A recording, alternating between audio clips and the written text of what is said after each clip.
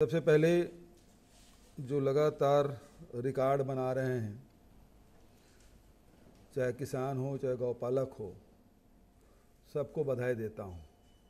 आप इस साल रिकॉर्ड धान खरीदी हुआ है, 107,53,000 मीट्रिक टन धान खरीदी।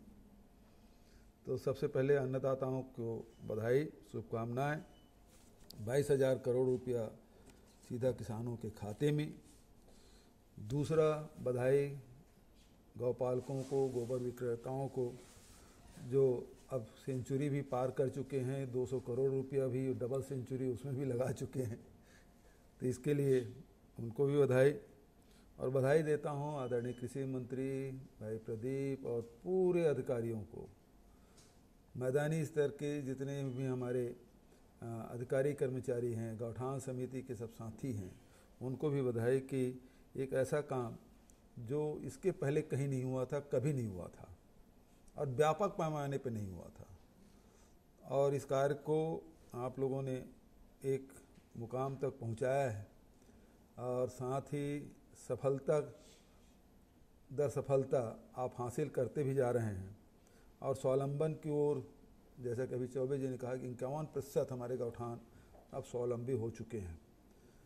इसका मतलब ये है कि आने वाले महीनों में हमारे सारे गौठान स्वावलंबी हो जाएंगे और गोबर खरीदी के लिए हमको पैसा देना नहीं पड़ेगा। ये सबसे बड़ी बात। सरकार के ऊपर निर्भर नहीं रहना होगा, निर्भरता खत्म हुई है, ये बड़ी बात। और पहले तो गोबर से हम लोग वर्मी कंपोस्ट बनाने की बात करते थे, लेकिन हमारी जो स्व सहायता समूह की बहनें हैं, हमारे अधिकारी कर्मचारी हैं, वो मिल के गोबर से दिया बनाने लगे, गो कास्ट बनाने लगे, गमले बनाने लगे, गुलाल बनाने लगे। और अब तो हम लोगों ने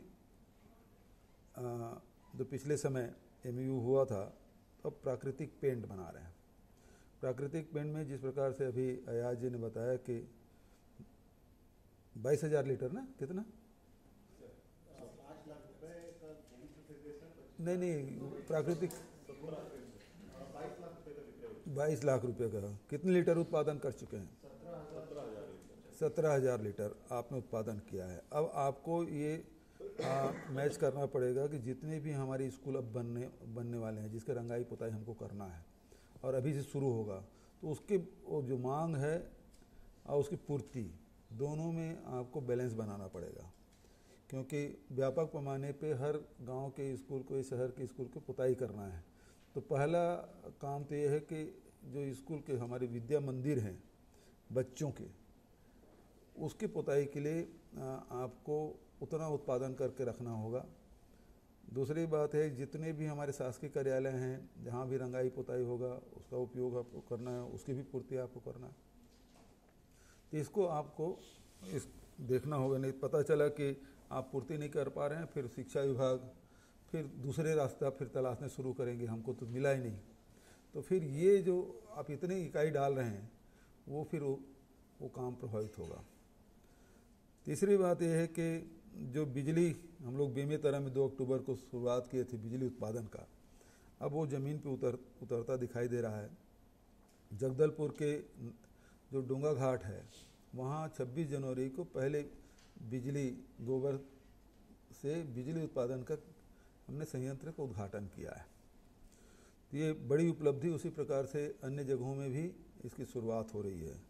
अब बहुत जल्दी से एक तो उसके रेट है तैयार करना, दूसरा उसको ग्रिड में जोड़ने का काम जो उत्पादन होगा, क्योंकि वो जितना उत्पादन कर रहा है और आपकी जो फ्रीक्वेंसी, पता नहीं क्या टेक्निकल आप लोग उसको करते हैं, तो वो मैच हो ताकि ट्रांसमिशन लाइन में जा सके। इसको आप लोगों, ये इंजीनियर लोगों का काम है और विद्युत विभाग इसको करे। रेट भी तय करना है और दूसरा उसको ग्रिड से जोड़ना है, तो वो काम हम लोगों को करना है। तीसरा, जिसके बारे में रूरल इंडस्ट्रियल पार्क के बारे में भी बात हो रही थी, अभी हम लोगों ने वहीं कुकानार में हम लोग गए थे, बहुत बढ़िया बना है। अब आवश्यकता ये है कि उसके जैसे हम लोग उद्योग नीति बनाए हैं 2019 से 2024 का, तो उसी प्रकार से ग्रामीण उद्योग की नीति भी हम लोगों को बनाना चाहिए कि सरकार चाहे इंडिविजुअल हो या गौठान समिति के द्वारा यदि कुछ काम करते हैं, वो नीति बन जाए। जिस प्रकार से उद्योग नीति बनी है उसी प्रकार से इसको भी सब्सिडी हम लोगों को देना चाहिए, बिजली में, पानी में, लोन में, जीएसटी में, और बहुत सारी जो हम लोगों ने इसमें घोषणा की है। तो उसका अध्ययन करते हुए इसमें भी हम लोगों को ज़्यादा से ज़्यादा लोगों को प्रोत्साहित करना चाहिए, ताकि जो पढ़े लिखे युवा हैं वो अपना उद्योग लगा सकते हैं। हम कितना, जैसे 5000 स्क्वायर फीट हम ज़मीन देंगे या उसे कम देंगे या ज़्यादा देंगे, ये सारी चीज़ का अध्ययन होना चाहिए और एक नीति जल्दी से बने और कैबिनेट से पास हो जाए, और ताकि वो उसका लाभ, अब हम रूरल इंडस्ट्रियल पार्क बना ही रहे हैं, 300 बन ही रहा है, तो उसके बनने से पहले ही ये नीति हमारे फ्लोट हो जाए, ताकि जो युवा हैं चाहे वो कोई उद्योग लगाना चाहते हैं वो लगा सकें। खासकर जो कृषि उत्पादन है या वन से जो उत्पादन, लघु वन उपज है उससे, या दूसरे कोई उद्योग वो लगाना चाहते हैं, उसके लिए ये नीति बने, ताकि हमारे ग्रामीण क्षेत्र के नौजवान लड़के लड़कियां या समूह में कोई काम करना चाहते हैं, क्योंकि बहुत सारे हमारे समूह में काम कर रहे हैं, तो उनको उस प्रकार से उसको रजिस्ट्रेशन हो और उसके प्रकार से लोन की प्रक्रिया हो, उसके सारे सब्सिडी उसको मिले। जैसे मशीन के बारे में बोल रहे थे, तो वो खुद मशीन खरीदे, वो ज़्यादा बेहतर होगा, क्योंकि शासकीय तौर पे अब खरीदी करेंगे तो आजकल तो कंप्यूटर आप 5 साल पहले खरीदे हैं तो आज वो अनुपयोगी हो गया है। तो ये सारी चीज़ें हैं, आजकल तो आधुनिक मशीनें लगातार आ रहे हैं। MRI पहले करते थे, अब उसके हर साल नए वर्जन आ जाते हैं। तो उसी प्रकार से मशीनों का भी है, तो वो मशीन की जानकारी उन हितग्राहियों को देना और उसके बाद उसके पसंद के वो चयन कर, मशीन चयन करके वो खरीदी की व्यवस्था करे। तो इस प्रकार से हम लोगों को करना चाहिए, और इस दोनों काम को जल्दी कर दे, ट्रांसमिशन में जोड़ने का काम। और दूसरी बात ये है, जब बिजली उत्पादन से पैसा मिलना शुरू होगा, और जैसे आज हम वर्मी कंपोस्ट का पैसा वितरण कर रहे हैं, गौमूत्र का पैसा वितरण कर रहे हैं, तो आने वाले समय में बिजली का भी पैसा उन समितियों को, उन समूहों को हम वितरण करें, ये सुनिश्चित आपको करना होगा। जब एक बार आप शुरू कर देंगे तो समझ लीजिए फिर वो तो लाइन लग जाएगी सारे गौठानों में, क्योंकि उसमें तो गोबर पेंट कर रहे हैं, तो गोबर का दूसरा उपयोग, मतलब आप दूसरा उपयोग कर रहे हैं, उतनी क्वांटिटी कम होगी।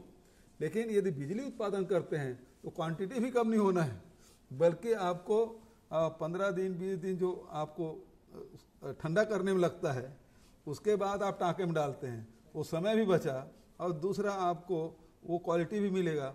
लेकिन वो देखना पड़ेगा वर्मी कंपोस्ट में, क्योंकि वो जो गोबर है उसमें मीथेन निकल चुका है, पानी कम हो चुका है, ऐसे में वो जो गोबर बचेगा तो उसमें वर्मी जो केचुआ डालते हैं तो वो खा पाएगा नहीं खा पाएगा, उसमें कितने मात्रा में आपको पैरा पत्ता मिलाना पड़ेगा, वो भी आपको अध्ययन करना होगा। अध्ययन करेंगे और उसका आपको उस दिशा में काम करना पड़ेगा। अभी तो आपके पास 25-30% आ रहे हैं वर्मी कंपोस्ट, अब जब वो पानी और मीथेन निकलने के बाद 60% जो गोबर बचेगा, उसमें अधिकतम मतलब 30% से ज़्यादा वर्मी आपको उसमें मिल सकता है। वो भी एक अध्ययन करना है आपको, और यदि ये हो जाता है तो गोबर का पैसा मिलेगा, वर्मी कंपोस्ट का भी पैसा मिलेगा, बिजली भी पैसा मिलेगा। पेंट में तो उतना गोबर अलग हो गया, फिर पानी रस निकाले, तो एक चीज़ का कितना उपयोग हम कर सकते हैं, ये बड़ी बात होगी। तो एक उद्योग गोधन न्याय योजना है, वो बहुत सारे उद्योग को स्थापित कर रहा है, नए नए आप पैमाना स्थापित करते जा रहे हैं, और देश और दुनिया के लिए बड़ा कौतूहल का विषय बना हुआ है। तो आप सबको इस अवसर पर बधाई देता हूँ, शुभकामना देता हूँ। धन्यवाद। जय हिंद, जय छत्तीसगढ़। नमस्कार, मैं हूं मानक गुप्ता। अगर आपको हमारा ये वीडियो पसंद आया हो तो इसे लाइक और शेयर जरूर करें, और हाँ, हमें सब्सक्राइब और फॉलो करना ना भूलें, ताकि आप देश और दुनिया की कोई खबर मिस ना करें। तो जुड़े रहिए हमारे साथ और देखते रहिए न्यूज़ 24।